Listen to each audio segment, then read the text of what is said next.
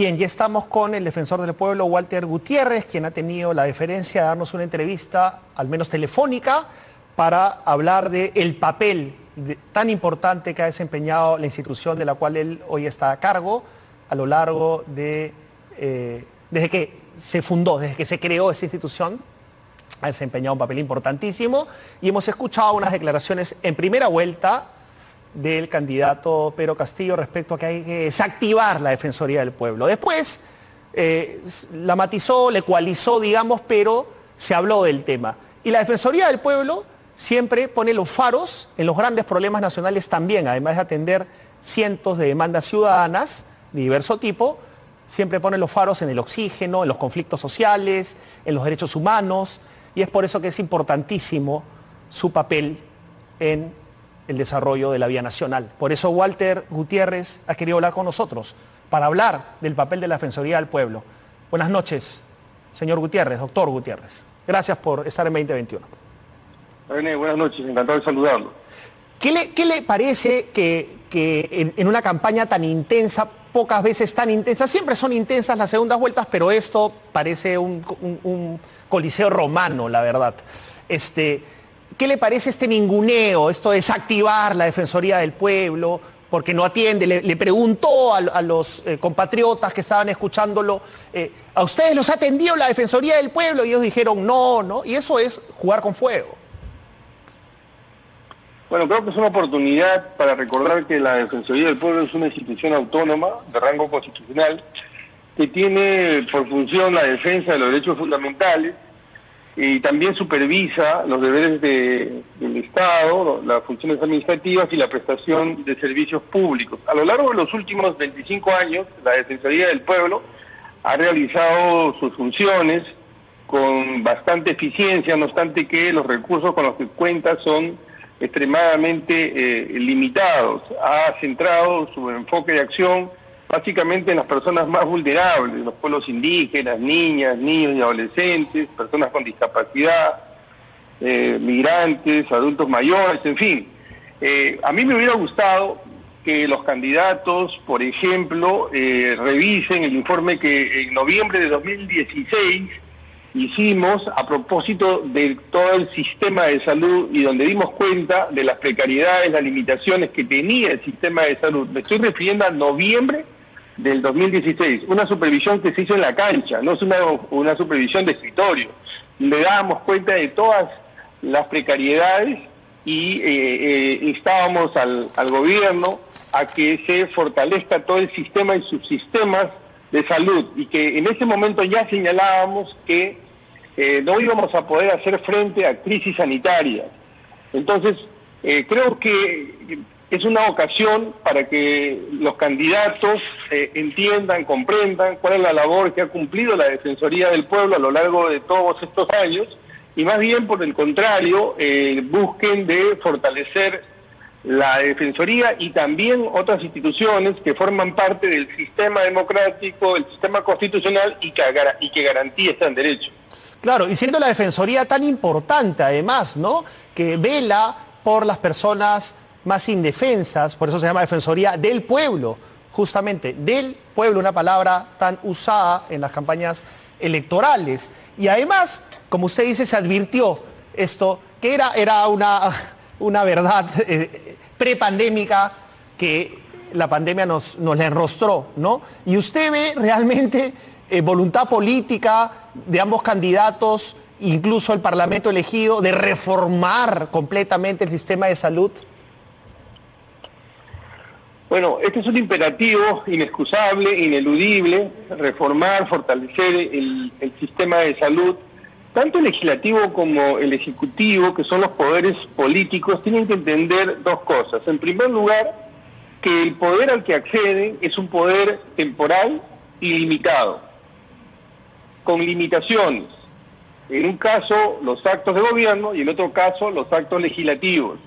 Ellos no tienen competencias para desmontar, para debilitar, y mucho menos someter otras instituciones. Me refiero al Tribunal Constitucional, al Poder Judicial. O sea, y desde luego a la Defensoría del Pueblo. ¿Está preocupado usted por las declaraciones en campaña? Yo lo que estoy preocupado es por lo que ha pasado en la historia inmediata del país, porque, mire René, tanto el legislativo como el ejecutivo en los últimos años han estado aparcados en un conflicto permanente, en ver quién tiene más poder, sin darse cuenta que ese poder, como digo, es limitado y es temporal y es acotado, y que más bien, por el contrario, tienen el deber de colaboración para que se materialicen los derechos. Entonces, con esa historia inmediata que todos conocemos y que nos ha llevado a esta situación, los candidatos tienen que comprender que si llegaran algunos de ellos al Ejecutivo y el Legislativo, están obligados a trabajar conjuntamente para reformar el sistema de salud, para materializar el acceso a la educación, para cerrar las brechas a las que usted ha hecho referencia en la entrevista anterior. Mire, estas discusiones que se tienen a veces en los medios, el ciudadano en el día a día, que lo que le interesa es el transporte, lo que le interesa es la salud, lo que le interesa es el trabajo, lo que le interesa es la educación, solo entenderá que el sistema constitucional y la democracia importa en la medida en que tengan acceso a estos derechos.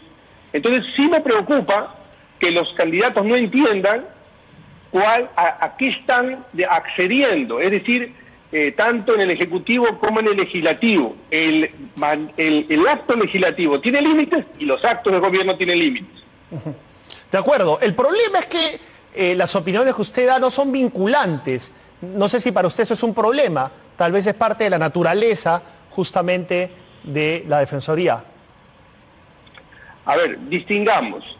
En primer lugar, es verdad, las recomendaciones, las exhortaciones, los informes que hace la Defensoría no son vinculantes. Y ojalá fueran atendidos. Porque, por ejemplo, en abril, o sea, hace un año, del 2020, nosotros hicimos un informe sobre el oxígeno. Hace un año, donde hablábamos de las brechas del oxígeno, donde hablábamos la ausencia de información y sin embargo nadie le hizo el caso suficiente, nadie prestó la debida atención. En efecto, los informes o las recomendaciones de la Defensoría no siempre son atendidas y se entienden por no vinculantes. Sin embargo, las interpretaciones que hace la Defensoría del Pueblo respecto de determinadas funciones o competencias están avaladas no solo por instrumentos internacionales a los que el Perú se ha adscrito y por sentencia del Tribunal Constitucional que sí son vinculantes. La división de poderes y la limitación de las competencias y la obligación de cumplir con la garantía de los derechos fundamentales sí son vinculantes. No porque lo diga la Defensoría, sino porque está en la Constitución, lo ha dicho el Tribunal Constitucional y formamos parte del sistema interamericano de derechos humanos que también se ha pronunciado en la misma línea. Claro, y hablamos en un plano ético, ¿no? En un imperativo categórico, digamos, porque, como bien usted lo ha señalado, se habló de la crisis del sistema de salud, del tema del oxígeno, y no somos capaces de llevar a cabo esas recomendaciones. Ese es parte del problema. Ahora, ¿qué le parece la posibilidad de que, primero, imagínense que Pedro Castillo asume la presidencia y desactiva la Defensoría del Pueblo? Es que esa competencia no está en el Ejecutivo. Pero el Congreso, no es posible, el Congreso se pone de acuerdo. El Congreso tampoco lo puede hacer si es que no reforma la Constitución. Ya le digo que existen mecanismos, candados, vías para poder modificar, digamos, cláusulas o núcleos duros dentro de la Constitución. Es como si dijéramos, a ver, ¿puede el Ejecutivo o el Legislativo abrogar algún derecho fundamental? No lo puede hacer. Esas son cláusulas inderogables. Pero esos derechos que son inderogables también tienen una arquitectura, un soporte institucional. Es decir, podrían desaparecer el Poder Judicial, podrían desaparecer determinadas instituciones, ahí podríamos estar a una línea de debate, pero desde mi punto de vista no se va a poder hacer desmontar la infraestructura constitucional en la que descansan estos derechos. Es decir, el derecho a la dignidad, el derecho a la salud, estos derechos fundamentales, por supuesto, son meramente nominales si es que no existe una institucionalidad que los soporte. De acuerdo, de acuerdo. Para terminar, señor Gutiérrez, ¿qué le parece la manera en que están haciendo campaña los dos candidatos? los dos, ¿no? Estos mítines, estas caravanas, estos debates medio circenses, ¿no? Digamos, con esa energía de Coliseo Romano, a ver quién va, tú vas, yo no voy, te chupas, arrugas, y la gente al medio en chota muriéndose, con el hospital colapsado y provocando manifestaciones masivas. ¿Qué le parece eso a usted? Bueno, sumamente inquietante, preocupante, porque el primer ejemplo que deberían dar los candidatos es el respeto a la ley, es el respeto a las reglas, es el respeto a un derecho tan básico, tan fundamental como el derecho a la salud. Un ejemplo que podían dar es el respeto justamente a estos límites que nos hemos puesto en este contexto de crisis sanitaria. Ese sería un buen ejemplo. Pareciera que han roto amarras, han divorciado de la realidad, ¿no? Hay una realidad en la que estamos viviendo. Lo primero, la regla básica, la fundamental, es el respeto a la ley, es el respeto a estos límites. Y son las personas que quieren ser presidentes del Perú, los dos quieren ser presidentes del Perú, y usted acaba de escribir cómo se zurran en el derecho a la salud, en las medidas sanitarias.